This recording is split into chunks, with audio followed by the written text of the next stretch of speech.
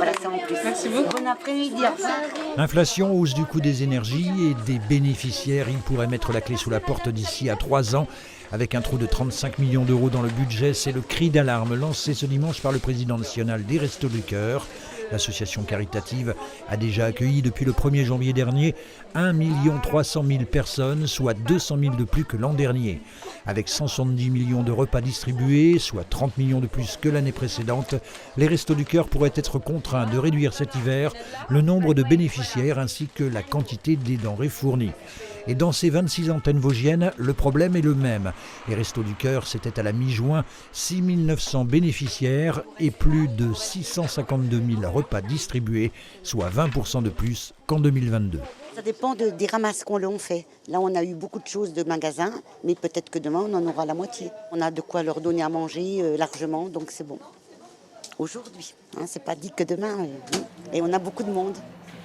D'autres structures caritatives accusent également le coût, à l'image de la Banque alimentaire des Vosges à Desvillers. Nous avons quand même 3 véhicules, donc il faut bien payer le gasoil. Et puis nous avons été impactés par l'augmentation de l'électricité. Donc tout ça fait que c'est compliqué. On y arrive. Et puis l'augmentation des bénéficiaires, puisque au niveau national, 9% supplémentaires de bénéficiaires. Moi, j'ai constaté que pour le deuxième trimestre 2023, on a quand même une augmentation des bénéficiaires. On est passé presque à 500 bénéficiaires de plus. 450 tonnes de denrées alimentaires sont collectées, triées, stockées ici en attente de distribution dans une année normale. La Banque alimentaire qui a constaté une baisse d'approvisionnement de 10% par rapport à 2022, due au prix cassé dans les enseignes, mais aussi notamment à la fermeture il y a quelques mois de la base Intermarché de Saint-Michel-sur-Meurthe, auprès de laquelle elle récupérait différents produits alimentaires.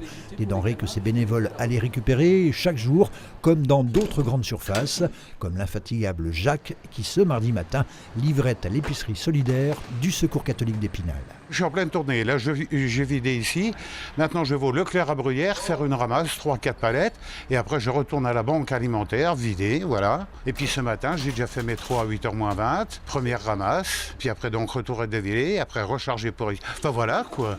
Une épicerie solidaire au mode de fonctionnement bien spécifique et dont les produits proviennent à 80% de la Banque alimentaire des Vosges.